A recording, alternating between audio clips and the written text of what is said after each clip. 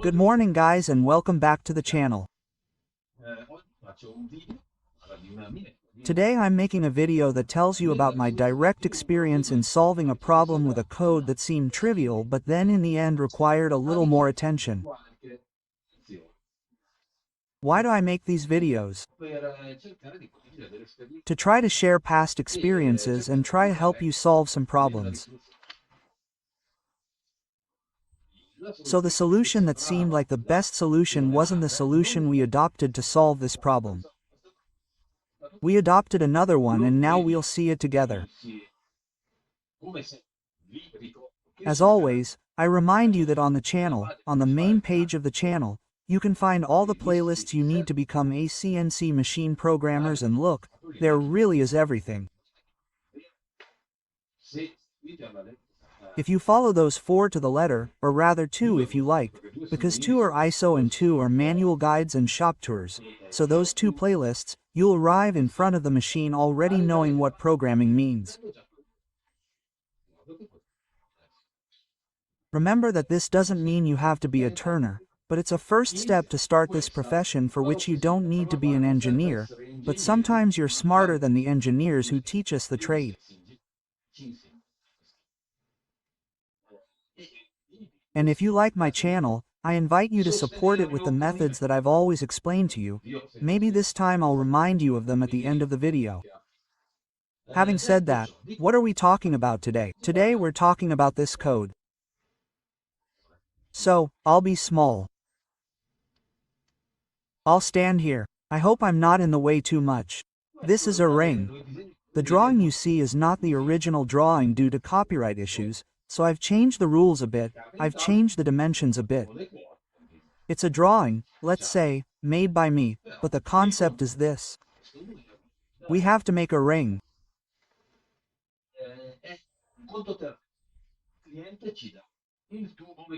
It's a third-party and pure account, so the customer gives us the mechanical tube. Now I don't remember exactly on the outside, a 732. Now there are nominal measurements that the tube manufacturers make for 12.5 thickness in order to obtain this diameter, which, as you can see, is not quoted since the starting diameter and degrees are quoted.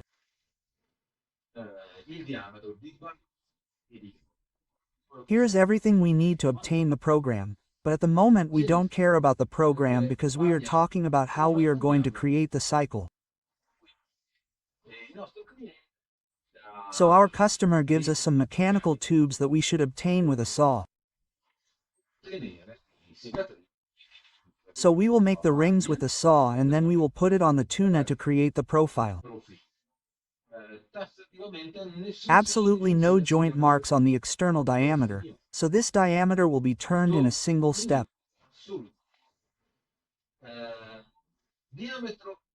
The internal diameter has a tolerance of 68/03 with a roundness of 100 centimeters.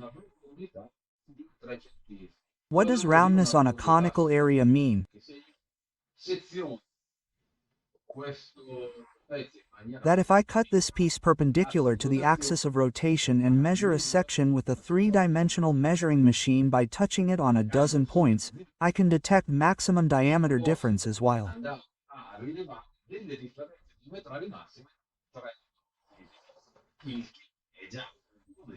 maintaining the tolerance. So you understand that this piece that seems stupid is not because of these 2 dimensions, the 3 centimeters.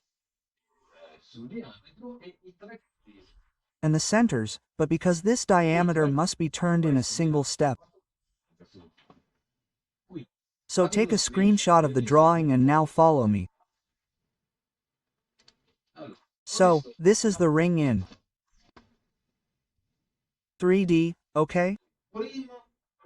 First problem, measuring the famous 68 and therefore 30 degrees of inclination. So, here we talked about it with the customer and we found this solution. Obviously the pieces will have to be measured periodically on the measuring machine during the production phase, so we decided that a Uni 50 piece will have to be taken to the metrology room and measured, but the operator must have an idea of what he is doing. That's why we built a buffer like this. This buffer, let's wait to move it, cancels it out. It's a conical pad with a step. Okay? This conical pad was designed and measured and engineered to do this.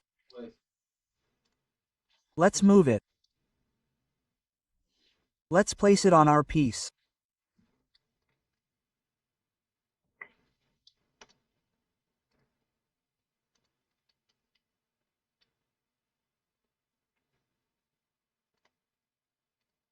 Here it is. So, when I place the conical pad, I will then have to check that the, let's say, lower step sinks into the piece and the upper step comes out of the piece. In this case, my piece is intolerant. Then, with some Prussian blue. Every now and then the operator will check and put the Prussian blue on this area or a marker. He will check that by rotating the pad inside the piece, the BR of the Prussian blue touches the entire conical surface. This is information. How do we measure the piece? This is a question that must be asked when you also make an estimate, because sometimes measuring the piece can cost more than checking it, remember. So, give both the operator and the technical office the opportunity to check the piece. Then, let's talk about our raw material. Okay, let's add a section analysis to the blank. Here it is. This is our finished part. Okay. The first phase will be to make it like this from a blank, obviously with a rectangular section. As you can see, the blank has at least 5 mm more on this side so that it can be taken on the self-centering chuck in the first phase.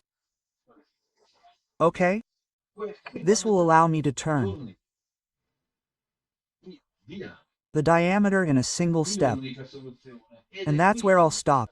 I'll stop to explain this area to you why. Because the roundness of this diameter will depend on the roundness of the internal diameter. Okay?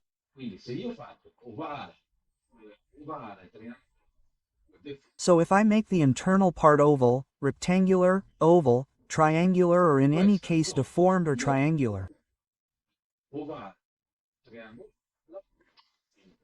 so let's move on to the self-centering chuck. I'm going to mount my blank on the self-centering chuck. How do I turn the clamps in this case? So, either I use tilting clamps, and that would be the best solution, and I use it in the case of continuous, long-term production, perhaps. Blocked by a long-term contract, because in any case I have to spend at least 1,000 euros on clamps that I will use almost exclusively for this inch, or I perform a turning of the clamps like the one I explained to you in the previous video, or at least in one of the previous videos, that is, turning the clamps a couple of tenths below the raw material, which is a mechanical tube, so it will have good roundness, and then lightening, let's say, hollowing out the clamps at 6 points at 60 degrees to each other to then have a contact point. At 6 points. Perfectly. Excuse me, perfectly, oh how annoying. Perfectly distributed between them, that is, the 6 contact points, as you can see, look at each other. This looks at this, this looks at this, this looks at this, and I will have a balanced force distribution and I will not deform my piece. This was the solution adopted by the customer because it involved 3 batches of 1,000 pieces in 1 year, so it wasn't a large production and there was no guarantee of continuity over time, so that's what he did. Well, he did it. So, we're going to remove the rough part, its beautiful machining, preparing the piece for the finishing phase, that is, the internal phase of the piece. First phase, turning of the external diameter and squaring of this face. After that, he would turn it to obtain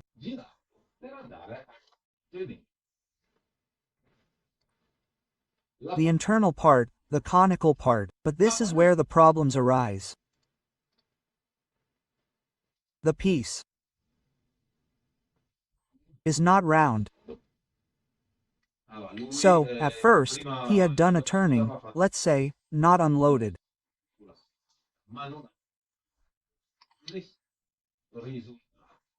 After unloading, but he didn't get any results, he went to measure the pieces in 3 dimensions and saw that it wasn't triangular. It didn't have any, let's say, oversized marks corresponding to the 6 contact points, but this piece was deformed in a way that wasn't even oval, but in a non-consistent way, that is, the shape of the cylinder, external and internal, because it was roughed out. It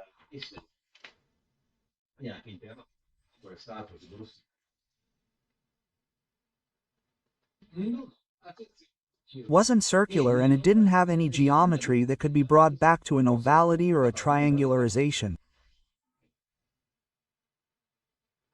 He decided to buy the oscillating clamps and there I stopped him. We talked about it together and I told him, look, if it was a deformation caused by the turning of the clamps and the contact points, you would be able to make a mark on the unmachined part and go and link the dimensional error to the contact points. But that's not the case. We went to measure it and here it was bigger one time, here it was smaller the other time, here it was bigger the other time, here it was smaller. There is no correspondence between the clamps and the deformations. Here, guys, you have to do it manually, unless you have some experience. Where are the problems? Here, the problems are in the metallurgical stresses of the mechanical tube that has not undergone stress relief or annealing. So you could also do it because what did he do? Then he roughed it out on the external diameter to have a perfect cylinder. He redid the operation and obtained the same results. Here, you could use soft clamps, you could use tilting clamps, you could close it to 4 atmospheres and turn it 5 decimeters at a time. The piece will always be oval. We took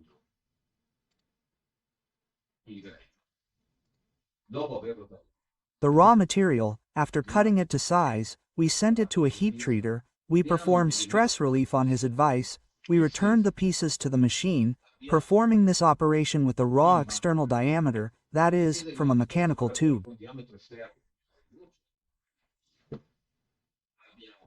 We carried out the machining and obtained a roundness of 1.5 hundredths. Problem solved.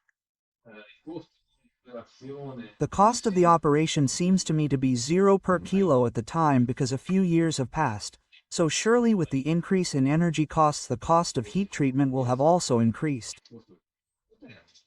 However, we solved the problem with very little effort. Obviously, we contacted the customer, explained the problem to him and he, who already knew that he would have this problem because he had previous experience, acknowledged the extra 40 cents per kilo. We didn't make any money on that operation, but then we worked calmly and with quality. Why this video?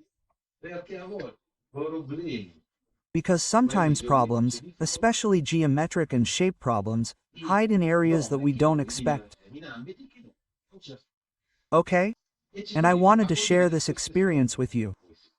If you go crazy over errors in shape, over reformations, be careful because you can also consider the issue of stretching the material.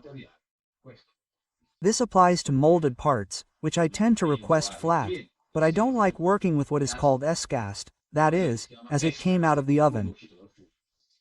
Well,